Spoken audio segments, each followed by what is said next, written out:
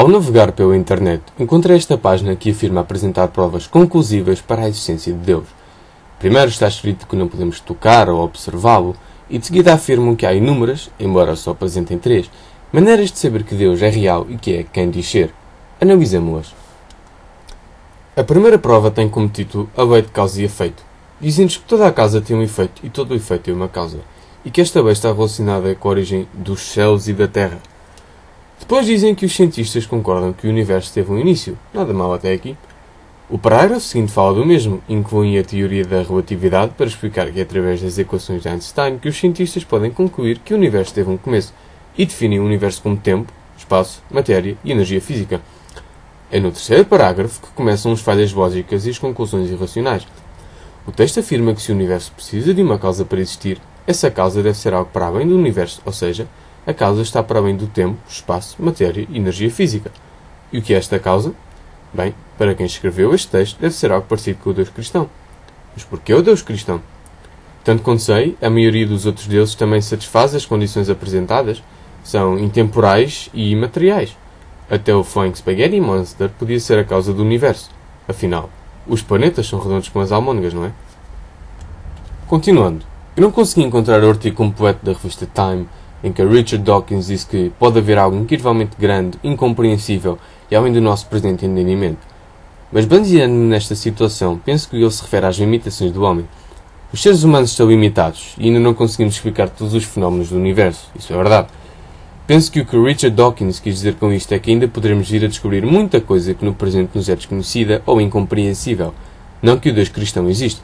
Mais uma vez, o FSM também poderia ser algo incrivelmente grande, incompreensível e além do nosso presente entendimento. Qualquer divindade poderia ser-o. E para acabar, temos esta sequência lógica. Os 3 primeiros itens são aceitáveis, mas os 2 últimos nem por isso. É afirmado que se Deus possui os atributos da causa do universo, então Deus é a causa do universo. Como já disse, a maioria das divindades também possui os atributos da causa do universo. Pela lógica apresentada, todas as divindades são a causa do universo. Afinal, quantas causas tem o universo? É verdade que ainda não sabe o que causou o universo. Os cientistas ainda estão a trabalhar nesse assunto.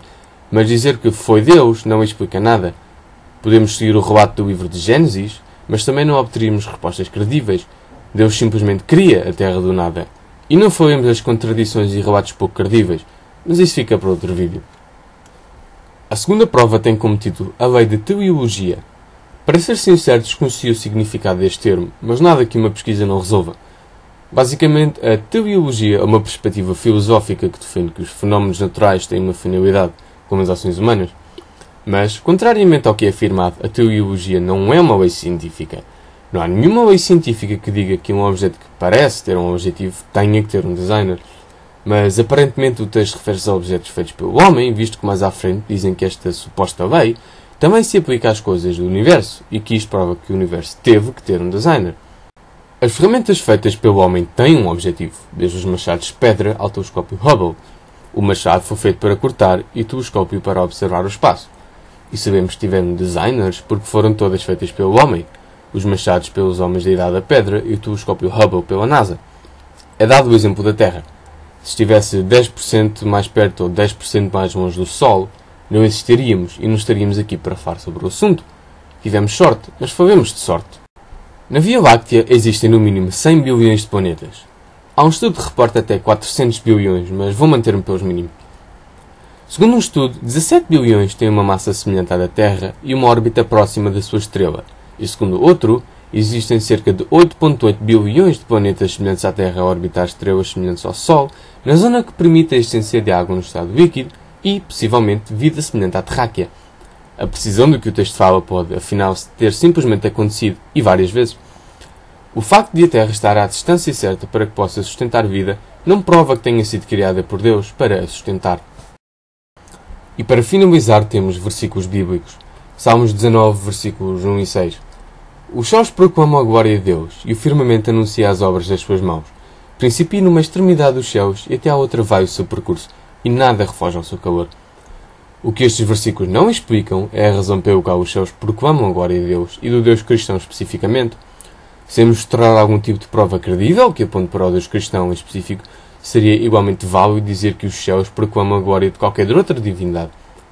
O espanto do homem não prova a existência de nenhuma divindade. A terceira e última prova tem como título As Leis da Probabilidade e da Profecia Cumprida. O texto diz que a Bíblia contém 1093 profecias sobre Jesus e a sua Igreja e que todas elas se cumpriram, e que no Antigo Testamento existem 48 profecias sobre a crucificação de Jesus. O resto é apenas uma explicação sobre como calcular probabilidades. Embora não nos deem exemplos destas profecias, eu decidi fazer uma pequena pesquisa e encontrei um site que lista mais de 300 profecias sobre Jesus que supostamente se cumpriram. Não foi preciso ver muito para encontrar algumas não cumpridas.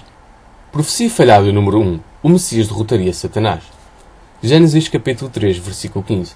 Porém, inimizade entre você e a mulher, entre a sua descendência e o descendente dela. Este lhe ferirá a cabeça e você lhe ferirá o calcanhar.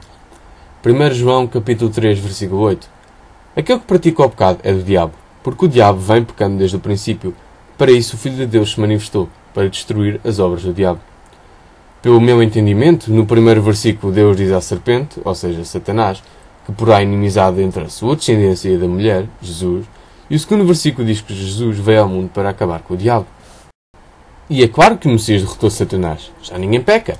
A avareza, a gula, a inveja, a ira, a luxúria, a preguiça e o orgulho foram totalmente eliminados por Jesus. E toda a humanidade obedece às regras estabelecidas por Deus. Todos adoram Deus cristão. Ninguém pronuncia o nome de Deus em vão. Ninguém trabalha no sábado.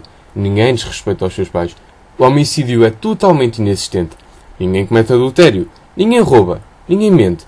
Ninguém deseja a mulher do próximo. E ninguém cobiça o que lhe é alheio. O Messias acabou com tudo isto. Parece que afinal Satanás ainda não foi derrotado. Jesus não cumpriu esta profecia eficazmente. Profecia falhada número 2. A autoridade do Messias estender-se-á a todas as nações. Gênesis capítulo 49, versículo 10.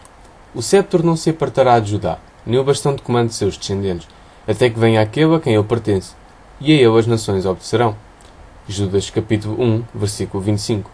Ao único Deus, nosso Salvador, sejam glória, majestade, poder e autoridade, mediante Jesus Cristo, nosso Senhor, antes de todos os tempos, agora e para todo o sempre. Amém. Se esta profecia se cumpriu, então o mundo inteiro deveria seguir a doutrina cristã. Isto claramente não é verdade, visto que apenas 31,5% da população mundial é cristã. O facto de a maioria das nações não obedecerem à autoridade de Jesus contraria o cumprimento desta profecia. Profecia falhada número 3. O Messias chamar-se-ia Emanuel. Isaías capítulo 7, versículo 14. Por isso o Senhor mesmo lhes dará um sinal. A Virgem ficará grávida e dará à luz um filho, e o chamará Emanuel, que significa Deus conosco. Mateus capítulo 1, versículos 21 a 23. Ela dará à luz um filho, e você deverá dar-lhe o nome de Jesus, porque ele salvará o seu povo dos seus pecados. Tudo isso aconteceu para que se cumprisse o que o Senhor dissera pelo profeta. A Virgem ficará grávida e dará à luz um filho, e o chamarão Emanuel, que significa Deus conosco. O verso de Isaías diz-nos que o Messias se chamaria Emanuel, e os de Mateus também. Mas os versos de Mateus também dizem que o Messias se chamaria Jesus. Mas de acordo com Mateus capítulo 1, versículo 25, mas não teve relações com ela enquanto não deu à luz um filho, e eu lhe pus o nome de Jesus. No fim, puseram-lhe o nome de Jesus, e não Emanuel. O profeta Isaías falhou em relação ao nome do Messias. Mas chega de profecias não cumpridas.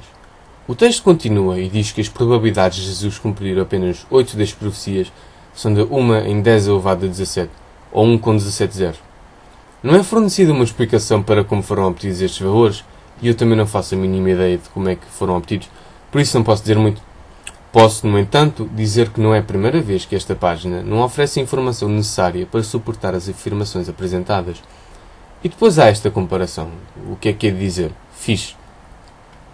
Seguida, afirmo que a Bíblia, com todas as suas profecias cumpridas, prova a existência de Deus. Bem, nem todas as profecias se cumpriram, muitas delas são a mesma coisa, e já vi Jesus nascer de uma mulher ser contado como profecia. Assim também eu seria profeta. E depois temos estes versículos que mostram que o profeta Isaías nem sempre estava divinamente inspirado. E para acabar, mais versículos para comprovar a existência de Deus. Isaías capítulo 46, versículos 9 e 10. Lembrai-vos das coisas passadas da antiguidade, que eu sou Deus e não há outro. Eu sou Deus e não há outro semelhante a mim. Que desde o princípio anuncio o que há de acontecer, e desde a antiguidade as coisas que ainda não sucederam. Que digo, o meu conselho permanecerá de pé, farei toda a minha vontade. Este versículo continua sem provar nada. Se substituirmos Deus por Brahma, o verso é igualmente válido, ou melhor, inválido, para comprovar a sua existência.